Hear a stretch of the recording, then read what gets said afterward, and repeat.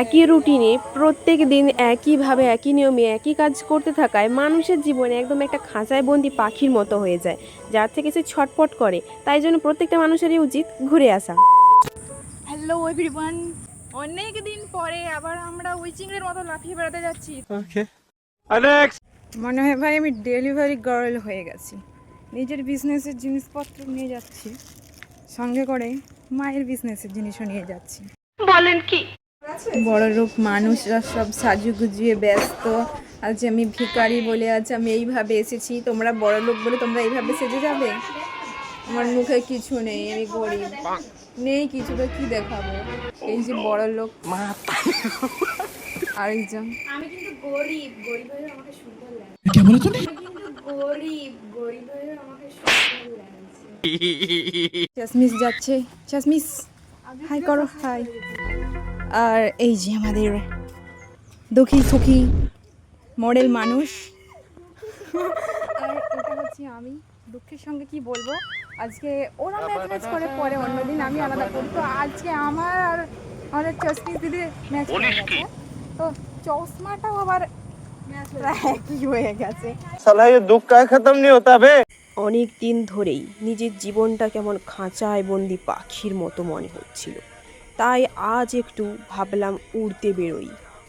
ভাবলাম না, মানে এরা অনেক দিন আগেই বলেছিল একবার, কিন্তু আমি পাত্তা দিইনি, কারণ এই বাটপারেরা সব সময় সব প্ল্যান ক্যান্সেল করে। তাই আমি এদের কথায় কোনো পাত্তা দিইনি। ভেবেছিলাম গেলে যাব, না গেলে না যাব। তো ফাইনালি বেরিয়েই পড়লাম। লাফিয়ে বেড়াতে যাচ্ছি, তো তার সঙ্গে পার্সেলের কাজটাও করছি, কিন্তু বোয়াচ্ছি সামনের জনকে দিয়ে। আর যন্ত্রণা হচ্ছে তো, রোগা রোগা হাত, সেই জন্য মোটা চেহারার মানুষকে দিয়ে বোয়াচ্ছি। তারপর চলমান যানে ওঠার পর দেখতে পেলাম কী সব একটা সাদা কাগজের মধ্যে লেখা আছে। পাশের জন বলল এটা শিক্ষার গেট, এটা জন্মের পর নাকি সবাইকে পার করতে হয়, না হলে নাকি তাকে মূর্খ বলা হয়। তো এই সবে মাথা না ঘামিয়ে এগিয়ে চললাম, কারণ শিক্ষিত হয়েও বা কী লাভ? সেই তো একজন বলেছিল চপ শিল্প করতে, আরেকজন ঝালমুড়ি খেয়েছিল।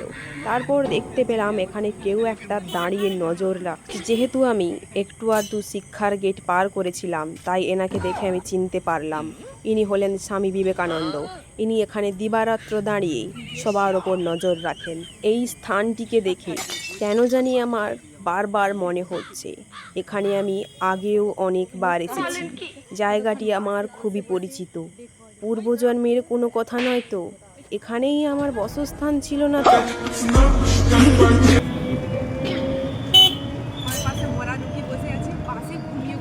না, ভালো লাগছে শত। আমরা দুজন পড়েছি সারাদিন কাজের ফাঁকে, আমরা কথা বলতে পারি না, কারণ সাথে দেখে বক বক পড়ে গেছি পুরো রাস্তা। আর এই দুজন দেখছি যে ঘুমিয়ে এরকম করে পড়ে আছে দুজনে। কি বলে তুমি? ঘুমিয়ে এরকম করে পড়ে আছে দুজনে। মানে আমরা গান শুনতে শুনতে লেখার মতো অবস্থা একদম দেখো, আর আমরা যদি একটা মিনিটও চুপ থাকিনি, একদম বকেই যাচ্ছি। আমি ওটাই ভাবছিলাম কি বকছে এত। টোটোওয়ালা কাকু আমাদেরকে সোজা মূত্রখানার সামনে নামিয়ে দিয়ে বলল এখন গেট বন্ধ হয়ে গিয়েছে, আবার 4টার সময় খুলবে। তোমরা আশেপাশ থেকে ভিক্ষা করে নিতে পারো কিছু। এখানে অনেক পর্যটক আসেন, তাদেরকে চাইলে নিশ্চয়ই তোমাদের কিছু খুচরো পয়সা ভিক্ষে দেবে। দোকানগুলোর সামনে গিয়ে টাকা চাইতেই আমাদের দূর দূর করে তাড়িয়ে দিল। তারপর আমরা কিছুটা খেয়ে আবার বেরিয়ে পড়লাম ভিক্ষে করার আশায়, যদি গেট খোলা পর্যন্ত কিছু টাকা ভিক্ষে করতে পারি। ঋতু এখানে অধীর আগ্রহে অপেক্ষা করছে কখন ওই দিকে গেটটা খোলা হবে, ঋতু ঢুকবে। তো আমরা এতটাই অভাগা, এতটাই যে মানে আমরা টাইমের পরে এসেছি, 12টার মধ্যে বন্ধ হয়ে যায় গেট। साला ये दुख का खत्म नहीं होता बे। ভিক্ষের টাকা না পেয়ে সঙ্গে থাকা বান্ধবী গুগলে সার্চ করতে থাকলো। দিদি এখন রেগে গেছে, কারণ হচ্ছে যে আমরা এসেছি 12টার সময়, আর এখানে 12টার সময় গেটটা বন্ধ করে দেয় এখানে, আবার 3টে না 4টার সময় খুলে। তো এখন আমরা এখানে ঘুরে চলেছি, সতেরবার এখন খিদে পেয়েছে, সেই কারণে এখন ওর মাথা গরম হয়ে গেছে, আর পেটের গ্যাস মাথায় উঠে গেছে, ঠিক আছে মাথাতে এখন রেগে গেছে, আবার বৃষ্টি পড়ছে। মানে এতটাই অভাগা অকুষ্ট আমরা। মানে তোমরা যদি কেউ আসো এখানে এরকম হয় 12টার আগে আসবে আর না হলে 3টের পরে আসবে, না হলে আমাদের মতো এরকম ঘুরতে হবে ভাই রাস্তায়।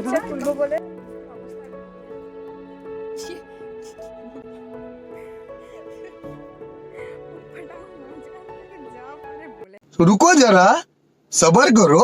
এটা নিয়ে দ্বিতীয়বার রেস্টুরেন্টের দিকে এলাম। এইবার কাকু কিছু দয়া মায়া করে আমাদের খেতে দিল। খাওয়ার পর আমরা দুজনে হাত ধরে আবার বেরিয়ে পড়লাম কিছু ভিক্ষে পাওয়ার আশায়। তো তোমাদের এই কামার পুকুরে কি কেউ এমন নেই যে আমাদের দুটো ভিক্ষে দিতে পারে, যে টাকায় আমরা একটু ঘুরতে যেতাম? বৃষ্টি পড়ছে, আমরা বট গাছের নিচে দাঁড়িয়ে আছি, বৃষ্টির মধ্যে ভিজে ভিজে আমাদের ক্যামেরাম্যান আর এখানে পোজ দিচ্ছে যে বট গাছের নিচে, বট বৃক্ষের নিচে আমাদের বট বৃক্ষিনী। আর আমরা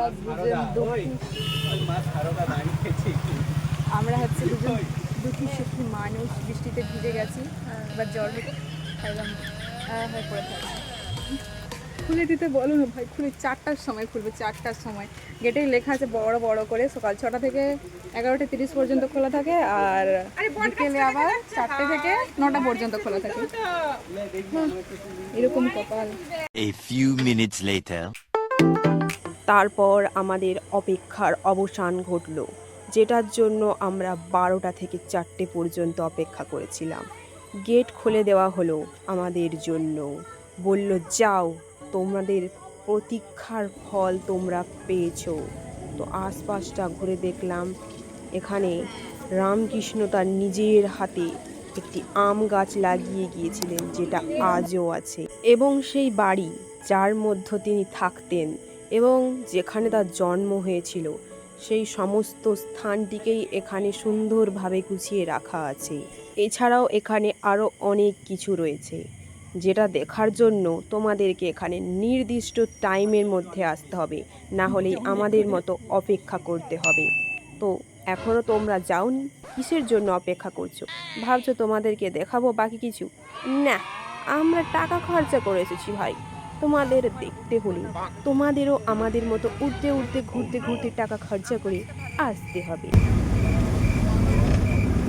রুগী মানুষ বমি করে দেবো, ঘুরে এসে রুগী হয়ে গেছে।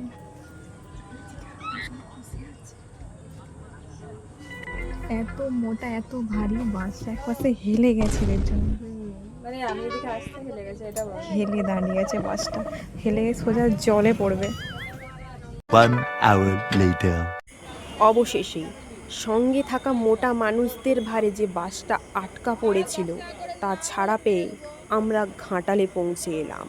আটকা পড়ার সময় বাসের মধ্যে আমার একটা জিনিস লক্ষ্য পড়েছিল, যে বাসে খুচরো সমস্যা নিয়ে আমি একটা ভিডিও বানিয়েছিলাম।